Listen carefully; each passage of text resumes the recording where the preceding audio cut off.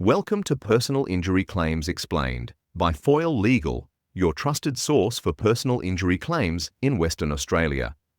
Each week, we simplify complex legal issues, from motor vehicle accidents to workplace injuries, so you can confidently navigate your rights and secure the compensation you deserve. G'day everyone and welcome back for another deep dive. This time we're looking at something a little bit different, a legal case from right here in WA. Oh, yeah. We come across this blog post from a Perth law firm and it details a pretty interesting personal injury case with a payout that might surprise you. Sounds juicy. What happened? Well, I won't spoil all the details of this yet, but let's just say it involves a pedestrian, a truck, and a hefty sum of money. Okay, I'm intrigued. I guess this case is a good example of how these personal injury claims work here in WA. It can be a bit of a minefield to navigate. Absolutely. It's not just about broken bones. It's about the long-term impact on someone's life, their ability to earn a living, the whole shebang. Right. You have to factor in all those things. So tell me more about this case. Who's involved? So the case revolves around a 47-year-old bank teller. We'll call her the injured pedestrian X to protect her privacy. Sounds good. She was walking her dog along Casuarina Road, pretty normal everyday activity. Yeah. And then, bam, a truck rolls over, trapping her underneath. Oh, bloody hell. You could just imagine the terror. The blog post describes how she was knocked unconscious, and when she came to, she was covered in sand with diesel fuel dripping on her.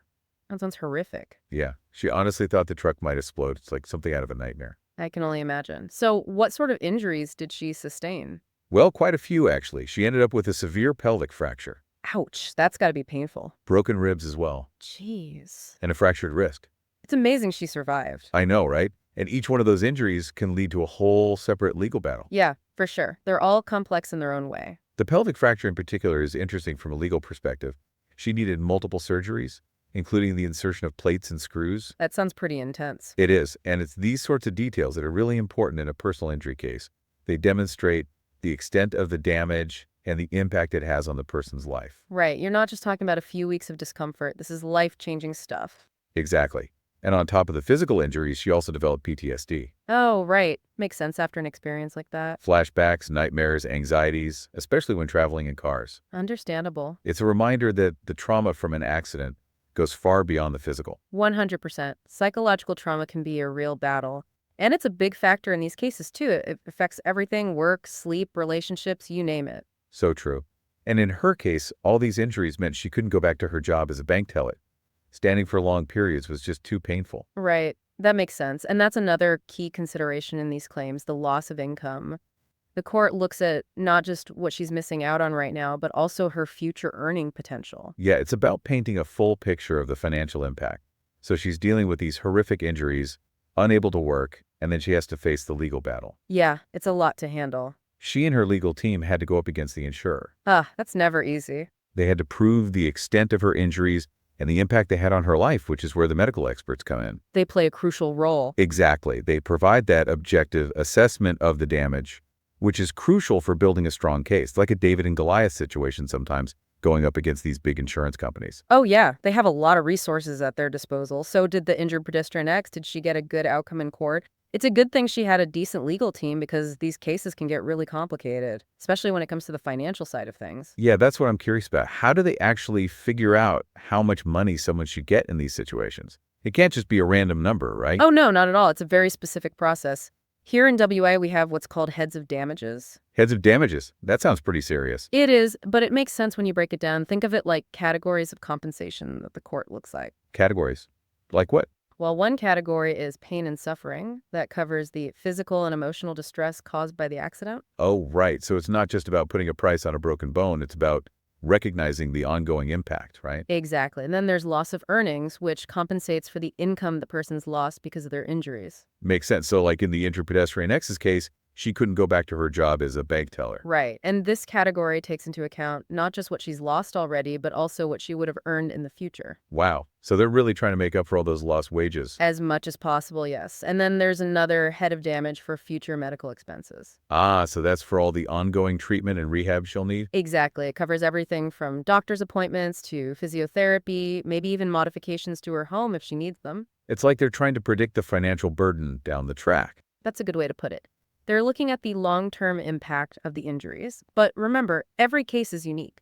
The amount awarded under each of these heads of damage can be very different depending on the situation. So it's not just a cookie-cutter approach. They really have to look at the individual. Absolutely, and that's why it's so important to have a good lawyer who understands these complexities. They can build a strong case that truly reflects the victim's losses. Right, because it's not just about the physical injuries, it's about the whole impact on their life. Precisely. So we've talked about the heads of damages, but you mentioned the ICWA and CTP insurance before. Can you remind us what those are and how they're involved? Oh yeah, I was wondering about that. They sound important. They are. The ICWA, or Insurance Commission of Western Australia, manages the CTP scheme, which is compulsory third-party insurance. So CTP is like car insurance that everyone in WA has to have.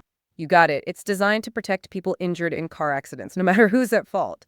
So in a case like this, the injured pedestrian X could claim compensation from the truck driver's CTP insurance. That makes a lot of sense. It's good to have that safety net. But I imagine it can still be tricky dealing with insurance companies. Oh yeah, it can be a real headache. You have to be prepared for them to dispute the claim or try to pay out as little as possible. So it becomes a bit of a fight then between the injured person and the insurance company. Unfortunately, sometimes it does. That's why having a good lawyer on your side is so important. They know the tactics the insurance companies use, and they can fight for what you deserve. Right, because you need someone who knows the system inside and out, someone who can advocate for you effectively. Exactly. And remember, a lot of personal injury lawyers work on a no-win, no-fee basis. Really? So you don't have to pay them unless they win your case? That's right. They cover all the upfront costs, and if they win, they take a percentage of the compensation.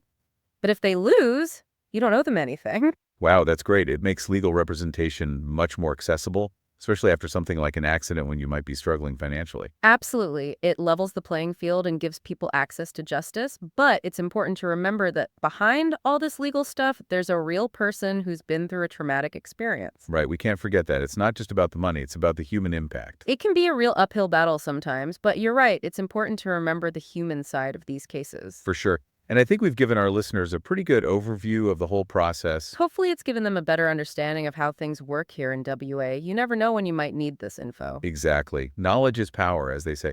But one thing I wanted to touch on before we wrap up, you mentioned that no-win, no-fee thing earlier. Can you just explain that a bit more? How does that actually work? Like, do you pay anything up front? No, that's the beauty of it. You don't pay any legal fees unless they win your case. It's designed to make it easier for people to access legal representation after an accident. That's pretty amazing. It removes a lot of the financial stress for the injured person. Exactly. It allows them to focus on their recovery without worrying about how they're going to pay for legal help. So if someone's listening and they find themselves in a similar situation, what should they do? What are the first steps? First things first, seek medical attention. Even if you think your injuries are minor, it's important to have that medical record from the start. And report the accident to the police, right? Definitely. Get that official record in place as soon as possible. It'll be important for your claim. Okay, so medical attention, police report, and Then contact a lawyer. Don't wait around. The sooner the better. A good personal injury lawyer can guide you through the whole process, explain your rights, and start building your case. right, because trying to navigate this whole thing on your own would be a nightmare. It would be. Plus, the insurance company will have their own lawyers working for them, so you need someone on your side. I think that's a great point to end on. It's so important to have that expert guidance, someone who can fight for your rights and get you the best possible outcome. Absolutely. Well, that was another fascinating deep dive. Thanks for all the insights. My pleasure. Always happy to talk about this stuff. And to our listeners, thanks for joining us. We hope you found it helpful. Until next time, stay safe out there. Thanks for tuning in to Personal Injury Claims, explained by Foyle Legal. Remember, this podcast is for informational purposes and isn't legal advice. For advice specific to your situation, visit us at Foyle Legal. And don't forget to subscribe or leave a review.